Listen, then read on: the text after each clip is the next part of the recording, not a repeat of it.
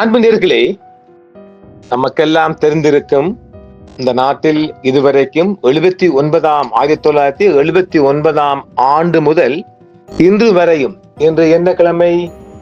உங்களுக்கு இன்றைக்கு நைட் வர செய்தி, நாளை காலை குறித்து இந்த திங்கட்கிழமை. இன்று திங்கட்கிழமை 22ஆம் தேதி வரையும் 79ஆம் ஆண்டு முதல் 2025 டிசம்பர் 22ஆம் தேதி வரையும் இந்த நாட்டில் ஒரு பயங்கரவாத சட்டம் ஒன்று இருக்கு இல்லையா, PTA. இது நாம் அடிக்கடி சொல்லுவது என்ன, மனித குலத்திற்கு எதிரான சட்டம். அது இருக்கா இல்லையா? ஆக இந்த சட்டத்தை நீக்குவதாகவும் ஜனாதிபதி தனது ஜனாதிபதி தேர்தலின் போது பொது மேடைகளில் பேசி வந்தார். எல்லோருக்கும் நினைவு இருக்குமே. இப்ப இந்த செய்தி பெரிய சர்ச்சையா வந்திருக்குது. இதற்கு முன்னாடி நாம் ஒரு மாதத்துக்கு முன்னால தந்தைகரம் அந்த செய்தியை போட்டு காட்டுறோம் பாருங்க. பயங்கரவாத சட்டத்தை ரத்து செய்யும் பரிந்துரை குறித்தான அறிக்கை நீதி அமைச்சரிடம். அவர் அதை வெளியாக்கல. அதாவது இந்த பயங்கரவாத சட்டத்தை நீக்கலாமா, வேண்டுமா, வேண்டாதா என்று ஒரு நிபுணர்கள் குழு ஒன்றை இந்த அரசு அமைச்சது, ஜேவிபி அரசு. அந்த அறிக்கையும் கிடைச்சிட்டு, அறிக்கை என்ன சொல்லுது? முழுதாக நீக்க சொல்லுது. லீக் ஆயிட்டு அதனால இது வீக் ஆயிட்டாங்க. நான் அடிக்கடி சாய்க்கிற மாதிரி லீக் அண்ட் வீக். இப்ப அரசுக்குள்ள இது வீக் ஆயிட்டு, லீக் ஆயிட்டு, அதனால அரசு வீக் ஆயிடுச்சு. அப்ப ஆக இந்த பயங்கரவாத தடை சட்டத்தை நீக்கவனு முழுதாக என்றுதான் அந்த ரெக்கமெண்டேஷன் வந்திருக்குது அந்த நிபுணர்கள் குழுவால். அதை விட்டுட்டு அவங்க அதையும் செய்யாம அவசரமாக ஏஜென்ட் ஆக்ஷன் சொல்லி மனித குலத்திற்கு எதிரான புதிய பயங்கரவாத சட்டத்தை அவசரமாக கொண்டு வரும் ஜேவிபி அரசு என்று ஒரு தகவல் வெளியாக இருக்குது. அப்ப இதுல என்ன சட்டம் மாறுது? ஏற்கனவே PT என்று இருக்கேனே, Prevention Terrorist Act வருது. இப்ப என்ன கொண்டு வராங்க இவங்க? The Prevention of State from Terrorism Act, PTSA வருது. இந்த PTSA அவ்வளவுதான். ஒரு எஸ்ஏ உள்ளுக்கு சேர்த்து ஸ்டேட், அவ்வளவுதான். ஆக இந்த சட்டம் மாறல, பயங்கரவாத சட்டம் மாறல. ஆனால் அதை விட மிகவும் மோசமான இறுக்கமான சட்டமா ஆக்கப்பட்டிருக்குது. என்ன வித்தை இது? இதனால ஊடகமும் கழுத்து நசுக்கப்படுதுதான். இது ஜனவரியில அமுலுக்கு வருகுது, 2026 அமுலுக்கு வருகுது. இப்ப இந்த சிங்கள புத்திஜீவிகள் மத்தியில இது ஒரு எதிர்ப்பை கொண்டு வந்துட்டு, சரி இப்ப ஏன் திடுதிப்ப அவசரமா கொண்டு வராங்கன்னு சொன்னால், இளங்கட ஒற்றர் படை இங்க இருக்குல்ல, ஒற்றர் குழு அவசரமாக அரசுக்கு ஒரு பொறிதட்ட வச்சிருக்கு. என்னவென்றால், இதெல்லாம் ஒரு வெளிவர மாட்டாத செய்தியத்தான் பார்க்கலாம். என்னவென்றால், இந்த தித்வா சூறாவளி வந்துச்சுல்ல, இந்த சூறாவளியால பாதிக்கப்பட்ட மக்கள் தானாக அரசுக்கு எதிரான ஒரு முன்னெடுப்பு, ஒரு கிளர்ச்சியை உண்டு பண்ண பார்த்திருக்கிறாங்க. அதை யாரு முறியடிச்சிருக்கிறா? ஜனாதிபதி AKD தான் முறியடிச்சிருக்கிறார். எப்படி? பாதிக்கப்பட்ட மக்களை நேர சந்திச்சு ஆசுவாசப்படுத்தி ஆறுதல் சொல்லி 25,000 50,000 சொல்லி அது சமாளிக்கப்பட்டிருக்குது. ஆனால் இந்த ஆட்சிக்குள்ள எந்த நிமிடமும் அரசுக்கு எதிரான வரலாம் என்று சொல்லப்படுகிறது. அதற்காக இதை நசுக்கணுமா? அதாவது என்ன சொல்றது, இரும்பு கரங்கொண்டு நசுக்கும் எண்ணத்தில் தான் இந்த சட்டத்தை கொண்டு வராங்களாம். முதலாவது இந்த சட்டத்தால் 79ஆம் ஆண்டு முதல் 2025 எண்ட் ஆஃப் டிசம்பர் வரை மாற்ற வரலையே, எண்ட் ஆஃப் டிசம்பர் வரையும் மிக அதிகமாக சிங்கள பகுதியில பாதிக்கப்பட்டவங்க JVP காரங்க. வடகிழக்குல முதல் அது இலங்கையில கணக்கு விதத்தை நம்ம பார்த்தோம்டாக்கா தமிழ் சனங்கள் தான் மிக அதிகமாக கூடுதலா பாதிக்கப்பட்டிருக்குது. இரண்டாவது முஸ்லிம்கள் தான், அவங்களும் பாதிப்பு தான். மூன்றாவது சிங்கள மக்களுக்கு எங்கேயும் இல்லை, JVP காரங்க. JVP என்று கண்டறியப்பட்ட அடையாளம் காணப்பட்டவங்க அடிச்சு கொல்லப்பட்டுக்கிறாங்க, அடிச்சு கொல்லப்பட்டுக்கிறாங்க. தமிழ மக்கள் புரிஞ்சுக்கொள்ளுங்க. அடிச்சு கொல்லப்பட்டுக்கிறாங்க, பிடிச்சு கொல்லப்பட்டுக்கிறாங்க, மிதிச்சு கொல்லப்பட்டுக்கிறாங்க. அடிச்சு பிடிச்சி மிதிச்சு. ஓகேயா? இது அவ்வளவு அவங்களுக்கு பொருந்தும். இது எல்இடிக்கும் பொருந்தும், எல்லோருக்கும் பொருத்தமானதுதான். எனவே இந்த சட்ட திட்டத்தால மிக அதிகமாக பாதிக்கப்பட்டவங்க JVP. இப்ப நீங்களே இந்த சட்டத்தை கொண்டு கையில் வச்சீங்க என்றால், இதே சட்டம் இந்த JVP அரசுக்கு மாறப்போகுது. இதுதான் இந்த வித்தை, குறிச்சு வச்சு கொள்ளுங்க. ஏனெனில் இவர் JVP சுப்ரீம் சொல்றாரு, 20 ஆண்டுக்கு 25 ஆண்டுக்கு இந்த ஆட்சியை கொண்டு போகணும்னா நீங்க கொண்டு போற மாதிரி தெரியலுங்க நெய்னா. என்னால் நீங்க செய்கின்ற ரியாக்ஷன், உங்களோட நடவடிக்கைகள், உங்களோட முன்னெடுப்புகள் ஒன்றுமே அரசாங்கம் நிலையாக இருப்பதற்கான அறிகுறியை காணல.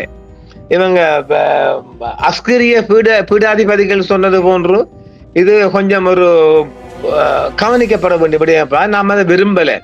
இந்த அரசாங்கம் இருக்கணும் என்று ஆசைப்படுறோம். ஆனால் அரசாங்கத்தின் செயற்பாடுகள் அதற்கான நடவடிக்கையை காணல. அதிகாரத்தை பெறுவதற்கு பொய்கள் ஒரு நல்ல கருவியாக இருந்தாலும் அதிகாரத்தை தக்க வைத்துக் கொள்வதில் அவை ஒரு ஊண்டுகோலாகும் என்றுதான் இந்த சிங்கள ஊடக மத்தியில் பரவலாக வருகிறது. ஏகேடி இந்த நாட்டு மக்களை கொடூரமாக ஏமாற்றி ஆட்சிக்கு வந்தார் என்ற கதை இன்னமும் இருக்குது. அதன்படி அவருக்கு எதிரான பொது எழுச்சி அவர்கள் எதிர்பார்த்தனர். அவர் எதிரி சொல்ல பார்த்தாலும் அவருக்கு எதிராக இந்த சூறாவளிக்கு பிற்பாடு வெள்ள நிலைமை அந்த பொது எழுச்சியை துரிதப்படுத்தியது. பயங்கரவாத தடுப்பு சட்டம் ரத்து செய்யப்படும் என்று அனுர தேர்தல் மேடைகளில் கூறி வந்தார். ஆனால் அதிகரித்து வரும் பொது எழுச்சியை எதிர்கொண்டு அரசாங்கம் பயங்கரவாதத்திலிருந்து அரசை பாதுகாத்தல் சட்டம் PSTA என்ற புதிய சட்டத்தை நிறைவேற்ற அவசரமாக தயாராகி வருகிறது. The prevention of state from terrorism act, இதுதான் PTS சொல்றோம். அதுக்கு என்ன சொல்லுங்க, அதிகரித்து வரும் பொது எழுச்சி அரசாங்கம் கருத்தில் கொண்டு பயங்கரவாதத்திலிருந்து அரசை பாதுகாத்தல் சட்டம். இது அப்படி இருக்குது. பயங்கரவாதம் எங்க இந்த நாட்டுக்குள்ள பயங்கரவாதம் இனி ஒருபோதும் வரப்போறல, அடிச்சு உறுதியா சொல்லும். இனி இதுக்கு பிறகு JB கொண்டு வந்தா உண்டும் என்ற புதிய சட்டத்தை நிறைவேற்ற அரசாங்கம் தயாராகி வருகிறது. ஜனவரியில் அமல்படுத்த போறாங்க. டிக்ளேர் த PSTA. புதிய சட்டத்தின் கீழ் பொதுமக்கள் தங்கள் கருத்துக்களை வெளிப்படுத்தும் உரிமை கடுமையாக கட்டுப்படுத்தப்பட்டுள்ளது. சமூக ஊடகங்கள் கடுமையாக கட்டுப்படுத்தப்பட்டுள்ளன. புதிய சட்டத்தின் கீழ் இருந்த பிணை இல்லாமல் தடுத்து வைக்கும் அதிகாரம் புதிய சட்டத்தின் கீழ் மேலும் விரிவுபடுத்தப்பட்டுள்ளது. பெயில் கொடுக்குறோம்ல, அது பெயில் கிடையாது. இஸ்ரேலுக்கு எதிராக யாராவது வாய் திறந்தாலும் கூட இந்த PSTA பாயும். நம்ம ஏற்க PTA பாயும் இல்ல, இப்ப PSTA பாயும். பழைய சட்டத்தின் கீழ் இருந்த பிணை இல்லாமல் தடுத்து வைக்கும் அதிகாரம் புதிய சட்டத்தின் கீழ் மேலும் விரிவுபடுத்தப்பட்டுள்ளது. ஓகேயா? அதன்படி எதிர்காலத்தில் காவல்துறை தலைவர் IGPயின் வேண்டுகோளின் பேரில் பாதுகாப்பு செயலாளர் தடுப்பு உத்தரவுகளில் கையெழுத்திட முடியும். புதிய சட்டத்தின் கீழ் மற்றொரு ஆபத்தான பொறி ஒன்று அமைக்கப்பட்டுள்ளது. கைது செய்யப்பட்ட ஒருவரை நீண்ட காலத்திற்கு பிணை இல்லாமல் தடுத்து வைத்து உடல் மற்றும் மன சித்திரவதைக்கு உட்படுத்தி இறுதியாக வழக்கு தொடரப்படாமல் மறுவாழ்வு முகாமுக்கு நேர அனுப்பலாம். அவர் 1 வருஷமோ 2 வருஷம் வச்சுட்டு இவருக்கு ஒரு மறுவாழ்வு கொடுக்கணும் என்று அந்த அதுவும் ஒரு தடை முகாம் அதுக்கு அனுப்பலாம். புதிய சட்டத்தின் கவனமான பகுப்பாய்வு வரவிருக்கும் மக்கள் எழுச்சியை இரத்தம் மற்றும் இரும்பினால் அடக்குவதற்காக உருவாக்கப்பட்ட சட்டம் என்பதை தெளிவாக காட்டுகிறது. அதாவது இந்த புதிய சட்டம் என்பது எப்படி வரப்போகுது, இந்த PSTA சட்டம் என்பது எதிர்வரும் காலங்கள்ல மக்கள் எழுச்சி ஏதாவது உருவானால் அதை இரும்பு கரங்கொண்டு அடக்குவது என்ற திட்டத்தின் கீழ்தான் அவசரமாக இந்த சட்டத்தை அரசாங்கம் கையில் எடுத்து அமுல்படுத்த போகின்றது என்பது சிங்கள புத்திஜீவிகள் மத்தியில் இன்று ஞாயிற்றுக்கிழமை முதல் இது களை கட்டி வருகின்றது. பயங்கரவாதத்திலிருந்து நாட்டை பாதுகாக்கும் சட்டம் NVP அதன் பாதையை தவறிவிட்டதா என்ற கேள்வியும் முன்வைக்கின்றார்கள். குடிமக்களின் நடத்தையை கட்டுப்படுத்தும் அடக்குமுறை அரசாங்க நடவடிக்கைகள் அரசியல் நியாயத்தன்மை குறைமதிப்புக்கு உட்படுத்தப்படுகின்றன மற்றும் அரசாங்க எதிர்ப்பு உணர்வை தூண்டுகின்றன. வரலாறு மீண்டும் மீண்டும் நிரூபித்துள்ளதுபடி சோவியத் யூனியன் ஒரு எடுத்துக்காட்டாக நாம் பார்க்கலாம். எதிர்ப்பை அடக்குவதற்கு பதிலாக அடக்குமுறை பெரும்பாலும் சமூக இயக்கங்களையும் அரசியல் பங்கேற்பையும் தூண்டுகிறது என்று நாம் பார்க்கலாம். ஜனநாயகம் வெற்றி பெறவும் நிலையான நிர்வாகம் வேரூன்றவும் அரசாங்கங்கள் குடிமக்களை சீர்திருத்தங்களில் ஈடுபடுத்த வேண்டும். பொது ஈடுபாட்டின் மூலம் ஒருமித்த கருத்தை வளர்க்க வேண்டும் மற்றும் காலபதியான அடக்குமுறை நடவடிக்கைகளுக்கு மேல் மாறும் தொடர்புகளுக்கு முன்னுரிமை அளிக்க வேண்டும் என்றும் பொது ஒருமித்த கருத்து மற்றும் பொறுப்பு கூறல் ஸ்திரத்தன்மையை வழங்குகின்றன. அதே நேரத்தில் மக்கள் தொகைக்கு எதிரான கட்டாய நடவடிக்கைகள் உறுதியற்ற தன்மையை உருவாக்குகின்றன. 2024 ஜனாதிபதி மற்றும் நாடாளுமன்ற தேர்தல்களின் போது என்பிபி கடுமையான பயங்கரவாத தடை தடுப்பு சட்டத்தை 89 PTA பிரிவென்ஷன் டெரரிசம் ஆக்ட் ஒழிப்பதாக உறுதியளித்திருந்தது. என்பிபியின் தேர்தல் அறிக்கையின் பக்கம் 129 பக்கத்தில் தெளிவாக கூறப்பட்டிருக்கின்றது. PTA உட்பட அனைத்து அடக்குமுறை செயல்பாடுகளையும் ஒழித்தல் மற்றும் நாட்டின் அனைத்து பகுதிகளிலும் உள்ள மக்களின் சிவில் உரிமைகளை உறுதி செய்தல். இருப்பினும் இந்த குறிப்பிட்ட உறுதிப்பாட்டை சிங்கள பகுதியில் காண முடியாது. அங்க தேவையில்லை, அங்க நம்ம தான் அனுபவிக்கிறோம். என்பிபி மற்றும் அதன் சட்டக்குழு தெளிவுபடுத்த வேண்டிய ஒரு முரண்பாடு. இருப்பினும் இரண்டு பதிப்பு நிறைவேற்றி ஜனாதிபதி முறையை ஒழிப்பதை குறிக்கின்றன. ஆக இவங்க ஜனாதிபதி முறையை ஒழிப்பதா சொன்னாங்க. நான் நினைக்கிறேன் அதிலையும் கை வைக்க மாட்டார்கள். ஏனெனில் பிரதமர் ஹரணி அவர்கள் அண்மையிலும் சொல்லியிருந்தார்கள், என்பிபி சொல்லியதுவாறு கூறப்பட்ட தேர்தல் மேடைகளில் வாக்குறுதி அளித்தது போன்று ஜனாதிபதி முறைமையை ஒழிப்ப மாட்டாங்க. அதை பத்தி இந்த சிந்தனையும் இல்லை, ஒழிப்பதாகவும் தெரியல. ஆக எந்த அரசாங்கம் வந்தாலும் அந்த ஜனாதிபதி முறையை ஒழிப்பதாக தெரியல. இப்ப இவரை விட்டுட்டு சஜித்தோ அல்லது மைந்தன் பையன் நாமல் வந்தா முடியுமா? இதை விட மோசமா தான் இருக்கும். இப்ப இதை சொல்லக்கூடாது. இப்ப நம்ம அனுர மேல இது இப்படி சொல்றோம். சொன்னாலும் இந்த ரெண்டு பசங்களையும் விட, இந்த ரெண்டு அவங்களையும் விட அனுர தம்பி ஆட்சி எவ்வளவோ நல்ல சொல்லலாம் இல்லையா? 45 ஆண்டுகளாக பயங்கரவாத தடை சட்டம் பல இலங்கையர்களின், குறிப்பாக சிறுபான்மை சமூகங்களின் வாழ்க்கையை நாசமாக்கி உள்ளது. பொது எதிர்ப்பு, அரசியல் இடையூறு மற்றும் அரசியல் அதிகாரத்திற்கு அச்சுறுத்தல்கள் ஆகியவற்றை அறிவிக்கப்படாத பயங்கரவாத செயல்களாக கருதுகிறது. பயங்கரவாத தடை சட்டம் இல்லாவிட்டாலும் முந்தைய அரசாங்கங்கள் இத்தகைய அடக்குமுறை நடவடிக்கைகளை மேற்கொண்டன. சிவில் சமூக அமைப்புகள், மனித உரிமைகள் பாதுகாவலர்கள் மற்றும் சர்வதேச நாணய நிதியம் கூட அதை ரத்து செய்ய அழைப்பு விடுத்துள்ளன. பரந்த பயங்கரவாத எதிர்ப்பு விதிகள் சிவில் சமூக ஆய்வை கட்டுப்படுத்துகின்றன மற்றும் உத்தியோகபூர்வ ஊழலை செயல்படுத்துகின்றன என்பதை அங்கீகரித்துள்ளன.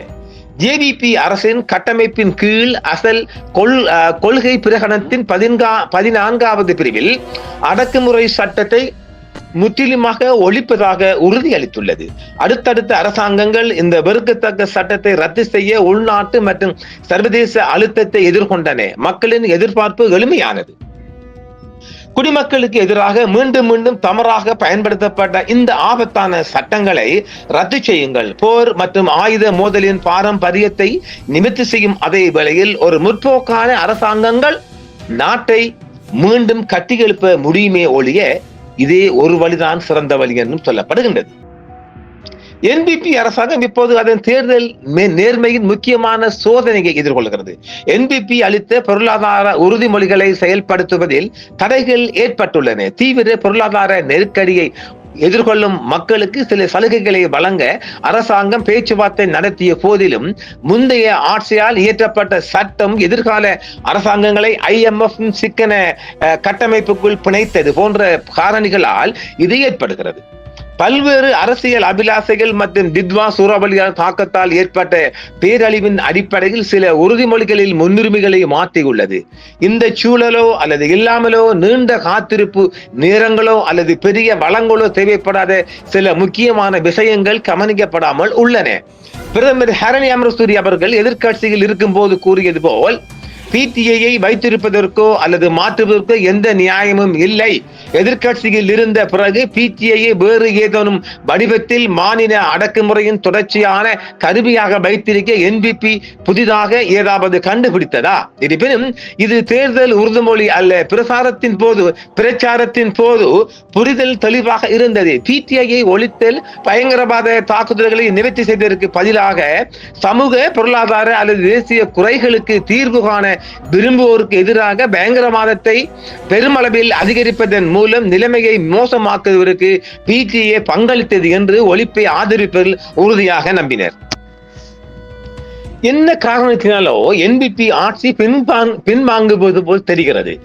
அது ஒரு காலத்தில் கண்டித்த அனைத்து முந்தைய ஆட்சிகளின் அடிச்சுவடுகளையும் பின்பற்றுகிறது. ஒழிப்பதற்கு பதிலாக அரசாங்கம் பயங்கரவாத தடை சட்டத்தை மாற்றுவதற்கான சட்ட கட்டமைப்பை முன்மொழிய ஒரு குழுவை நியமித்திருந்தது. அந்த குழு தான் ரெக்கமெண்டேஷன் கொடுத்திருக்கிறாங்க, இதை ஒழிக்க சொல்லி. ஆனா இவங்க மாறி நிற்கிறாங்க. இது சர்வதேச மனித உரிமைகள் தரவு நிலைகளை கடைபிடிக்கும் அதே வேளையில் உலகளாவிய பயங்கரவாத அச்சுறுத்தல்களை நிவர்த்தி செய்யும் என்று கூறப்படுகிறது. அரசாங்கத்திற்கு கிடைத்த ஆதரவு மற்றும் ஐநா உட்பட சர்வதேச மற்றும் தேசிய மனித உரிமை பாதுகாவலர்களின் ஆதரவுடன் அரசாங்கம் அதை ரத்து செய்திருக்க வேண்டும். செய்யலையே, தடுத்து வைக்கப்படுகிறார்கள். அதாவது இந்த பயங்கரவாத தடை சட்டத்தின் கீழ் தடுத்து வைக்கப்படுகிறார்கள் இல்லையா, அதெல்லாம் அது ஒரு மனித குணத்துக்கு எதிரான விடயமாக பார்க்கப்பட்டாலும் அரசாங்கம் இதுல இப்போது ஒரு அக்கறை காட்டவில்லை என்ற ஒரு விடயமும் வருகின்றது. எதிர்க்கட்சிகள் மற்றும் இருண்ட சியனிச சக்திகளின் அழுத்தத்தால் வழிநடத்தப்பட்ட அரசாங்கம் சியனிசம் மற்றும் நெதன்யாகுவின் பயங்கரவாத ஆட்சியை விமர்சிப்பவர்களின் ஜனநாயக சுதந்திரங்களை மேலும் குறைக்க தயாராக இருப்பதாகவும் தெரிகிறதாம். அப்ப ஆக இஸ்ரேலுக்கு ஆதரவாக எதிராக யாராவது பேசினீங்கன்னா உங்களுள்ள இந்த பிஎஸ்டிகளை அடைச்சி உள்ள போடலாம். எப்பா நம்மளுக்கு முடியாப்பா.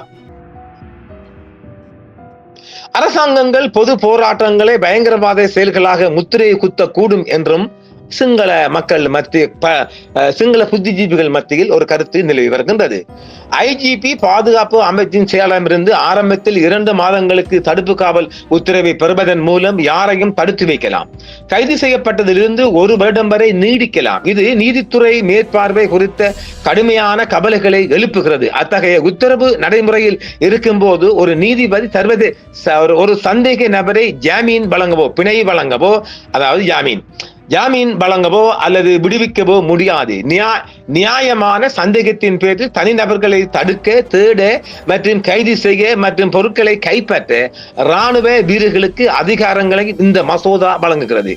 71ஆம் ஆண்டு மற்றும் 88, 89 காலகட்டங்களில் இது இருந்திருந்தால் அதன் விளைவுகளை ஒருவர் கற்பனை செய்து கூட பார்க்க முடியும். எதிர்கட்சியில் இருந்த பிறகு தேசிய மக்கள் சக்தி பயங்கரவாத தடை சட்டத்தை வடிவத்தில் அரசு அடக்குமுறையின் தொடர்ச்சியான கருவியாக வைத்திருப்பதை நியாயப்படுத்தும் புதிய ஒன்றை கடைபிடித்ததா, அல்லது தேர்தல் ஆதரவு மற்றும் ஐநா உட்பட சர்வதேச மற்றும் தேசிய மனித உரிமை அமைப்புகளின் ஆதரவுடன் அரசாங்கம் பயங்கரவாத தடை சட்டத்தை ரத்து செய்திருக்க வேண்டும். அதை சீர்திருத்தத்திற்கான வழிகளை கண்டறிய ஒரு குழுவை நியமித்திருக்க கூடாது என்பதும் இங்கு விவாதமாக முன்வைக்கப்படுகின்றது. பயங்கரவாதத்திலிருந்து அரசை பாதுகாக்கும் சட்டம் TSA 2026 என்பது 79ஆம் ஆண்டு இயற்றப்பட்ட பயங்கரவாத தடை சட்டத்திற்கு மாற்றாக அரசாங்கத்தால் முன்மொழியப்பட்டதாகும். இது மனித உரிமைகள் தர நிலைமைகளுடன் இணங்கும். அதே வேளையில் பயங்கரவாத எதிர்ப்பு சட்டத்தை நவீனமயமாக்குவதாக கூறுகிறது. ஆனால் பேச்சு, சங்கம் மற்றும் டிஜிட்டல் செயல்பாட்டை பாதிக்கும் பரந்த புதிய அதிகாரங்களையும் இது அறிமுகப்படுத்தி ஒரு ஒடுக்குமுறையை கொண்டு வந்திருக்கிறது என்பதுதான் இங்கு நாம் சொல்ல வந்த விடயமாகும். ஆக இந்த ஜேவிபி அரசு ஒருபோதும் இந்த பயங்கரவாத சட்டத்தை விடுவதாக தெரிவதில்லை என்பதும் இங்கு தெளிவாக இருக்கின்றது. காலப்போக்கில் அரசுக்கு எதிரான பல வகையான சக்திகளும் குழுக்களும் மாற மிக அதிகமான வாய்ப்பு இருக்கின்றது. இதே வேளை இவர்கள் வானத்தை பார்த்து கொன்று உமிழ்நீர் துப்புவது போன்று ஜேவிபி எந்த சட்டத்தால் பாதிக்கப்பட்டார்களோ, இப்பொழுது எந்த சட்டத்தை அமுல்படுத்த போகின்றார்களோ அந்த சட்டம் நாளை ஒரு நாள் இவங்களையும் ஒடுக்கும் என்ற திடமான உறுதியான ஒரு எதிர்ப்பு குரலுடன் மீண்டும் நாம் மற்றும் ஒரு காணொளி சந்திப்போம் நேர்களே. என்றும் உங்களுடன் சன்ரைஸ் இந்தியா டிவி சப்ஸ்கிரைப் பண்ணுங்கள், பெல் பட்டனையும் கிளிக் செய்யுங்கள். உங்கள் ஆதரவே எங்கள் சேவை. ஆதரவு தாருங்கள், அரவணைப்போம். மறக்காம சர்ப்ரைஸ் பண்ணுங்க. Thank you.